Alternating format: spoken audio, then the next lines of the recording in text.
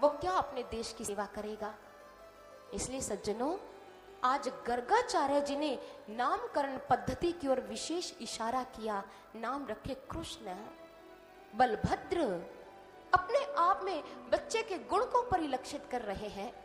कृष्ण का अर्थ मात्र काला नहीं होता, काला रंग अपने आप में एक अनूठा रहस्य अपने भीतर समाहित किए हुए है। काला रंग वो रंग है जिस पर कोई रंग चढ़ता ही नहीं है। ठीक है, कृष्ण तो स्वयं साक्षात परमात्मा है, प्रेम का प्रतिरूप है। प्रेम के ऊपर और दूसरा रंग क्या चढ़ेगा। कृष्ण काला है, वो भले काला है लेकिन मन का काला नहीं है। ये काला रंग सभी को अपनी ओर आकर्षित करता है, वो सबको प्रेम करता है। इसलिए आज गर्गाचार्य जी ने नामकरण पद्धति की ओर हमें इशारा किया और वेदव्यास जी ने ये गाथा इसलिए भागवत महापुराण में वर्णित की कि हम फिर से अपनी संस्कृति से जुड़े, अपने देश की परंपराओं से जो हमारे लिए उत्तम और कल्याणकारी है उनसे जुड़ जाए। इधर सुखदेव मुनि जी महाराज राजा परीक्षित को कथा सुना रहे हैं। उन्होंने कहा कि उधर मथुरा में चल रहा है कंस का शासन। कंस ने कितने ही बालकों को मारने के लिए कितने सैनिकों की सेवा लगाई हुई है और कंस के सैनिक 3 साल तक के बच्चे की हत्या करते आ रहे हैं। और कंस ने पूतना नामक राक्षसी को भी इसी कार्य के लिए नियुक्त किया हुआ है। कंसेन प्रहिता घोरा पूतना बाल घातिनी शिशुश्चार निघ्नन्ति पुर ग्राम ब्रजादिषु। कंस की राक्षसी है पूतना, जो गांवों में, नगरों में, अहीरों की बस्तियों में बच्चों को मारने का कार्य करती है।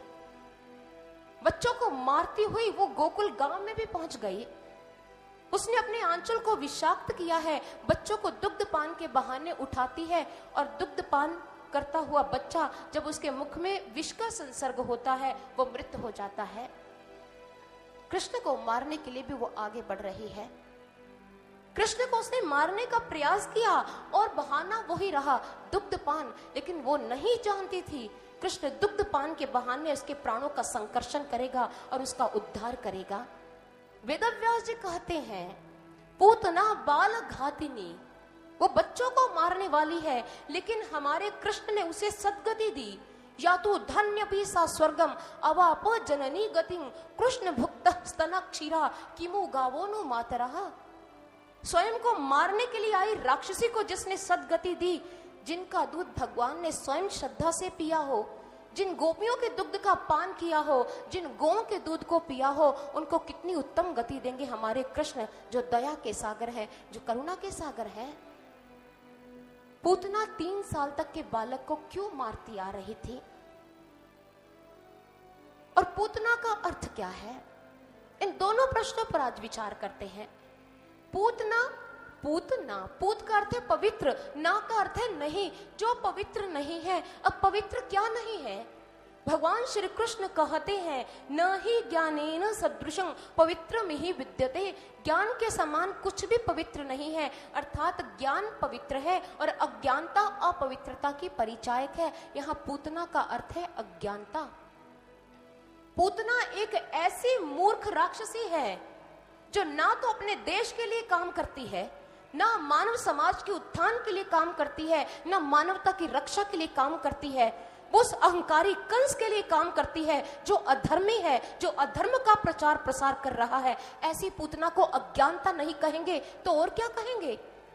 आज हमारे देश में जो देशद्रोही हैं, जो मानवता का पतन कर रहे हैं, मानव समाज को पतन की गर्त में धकेल रहे हैं, वो अज्ञानता से जड़ित नहीं है तो और क्या है? अज्ञानता से पीड़ित होने की वजह से ही वो अपने देश में रहकर भी देश के दुश्मन बने हुए हैं और पूतना उन्हीं लोगों का प्रतीक है।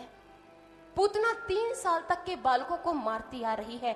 हमारे जीवन की 4 अवस्थाएं हैं और मांडुक्य उपनिषद में इनका स्पष्ट वर्णन आता है। पहली है जागृत अवस्था, दूसरी है स्वप्नावस्था, तीसरी है सुषुप्ति अवस्था और चौथी है तुरीयातीत अवस्था। वर्तमान मनोवैज्ञानिकों ने भी इन अवस्थाओं को स्वीकार किया है। हमारे वैज्ञानिक कहते हैं कि हमारे जीवन की 4 स्टेजेस हैं। पहली कॉन्शियस स्टेट, दूसरी सब कॉन्शियस स्टेट, तीसरी अनकॉन्शियस स्टेट और चौथी है super conscious state. Conscious state क्या है? जागृत अवस्था। आप जाग रहे हैं, आप कथा सुन रहे हैं, आप हमारे इधर मंच से जितने भजन प्रचारित हो रहे हैं, प्रसारित हो रहे हैं या सुनाए जा रहे हैं, आपके कानों में जा रहे हैं, ये आपकी जागृत अवस्था है। आप पूरे होश व हवास में हैं। जागृत अवस्था में मानव के जीवन में जब परेशानियां आती हैं, वो उन परेशानियों का सामना करता है और कई बार तो परेशानी पर विजय पा लेता है और कई बार हताश होकर बैठ जाता है। जागृत अवस्था में बड़ा उतार चढ़ाव है। दूसरी क्या है? स्वप्नावस्था। आप स्वप्न ले रहे हैं। स्वप्न में आपने क्या देखा? आप किसी संकट में फंसे हैं, आप संकट का सामना कर रहे हैं। कई बार जागृत अवस्था में जैसी हमारी हालत होती है, स्वप्नावस्था में हम अपने आप को वैसा पाते हैं। स्वप्नावस्था में भी पीड़ा है, अज्ञानता है, दुख है। तीसरी अवस्था क्या है? तीसरी अवस्था है सुषुप्ति अवस्था।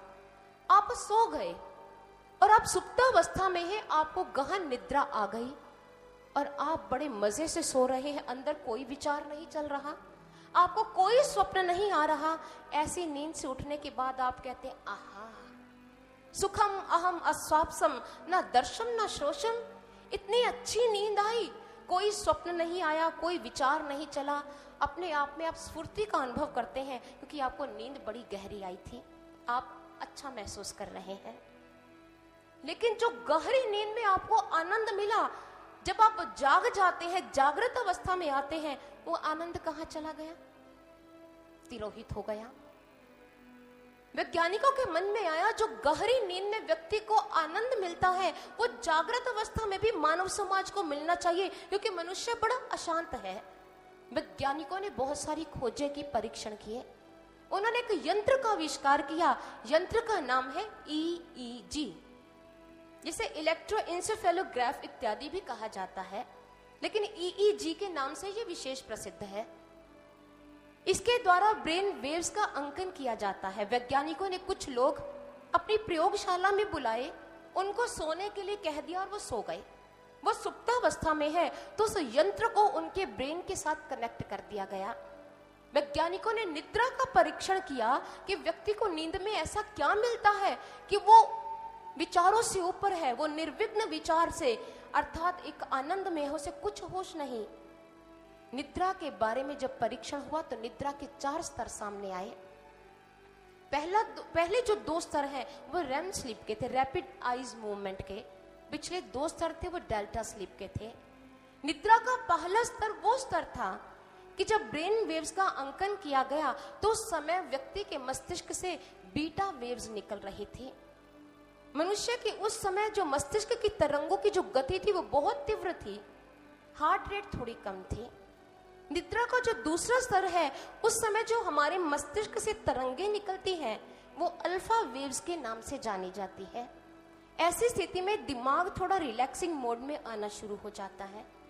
निद्रा का जो तीसरा स्तर है, जिसे डेल्टा स्लीप कहा गया, ये वो स्तर है जब हमारे मस्तिष्क से थीटा वेव्स निकलती है। इस समय हमारा मन शून्य के आगोश में जाना शुरू हो जाता है, हम गहन सुषुप्ति की ओर बढ़ रहे हैं। निद्रा का जो चौथा स्तर है, उस स्तर में हमारे मस्तिष्क से डेल्टा वेव्स निकल रही है और उस समय हमारे मस्तिष्क से जो तरंगे निकल रही है वो बहुत धीमी गति से संचालित हो रही है।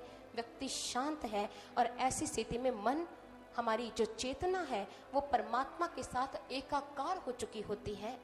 हमारी चेतना का परमात्मा के साथ संसर्ग होता है और मन सदा के लिए शून्य में चला जाता है। ये निद्रा का चौथा स्तर है। वैज्ञानिकों ने जिन्होंने भी इस बारे में परीक्षण किया, उन्होंने बताया एक इंसान अगर रात को सोच लो 5 घंटे भी सोता है तो उसकी जो गहरी नींद की अवस्था है वो मात्र 5 या 6 मिनट तक की होती है, इससे ज्यादा की नहीं। आपको लगता है कि आप 5 घंटे गहरी नींद में सोए, नहीं सज्जनों, सच्चाई यह है आप मात्र 5 या 6 मिनट ही गहरी नींद में थे और 5 या 6 मिनट की गहरी नींद का परिणाम है कि आपको इतना आनंद मिलता है, आप उठते ही स्फूर्ति का अनुभव करते हैं, तरोताजगी अनुभव करते हैं। आपको लगता है अब मैंने ऊर्जा संचित कर ली है, अब मैं अपने काम पर निकल सकता हूँ। वो 5-6 मिनट में हमारी चेतना परमात्मा के साथ एकाकार हो गई थी। लेकिन जागृत अवस्था में वैज्ञानिकों ने सोचा कैसे किया जाए चेतना परमात्मा के साथ जुड़ जाए और इन लोगों को वैसा आनंद मिलना शुरू हो जाए। वैज्ञानिक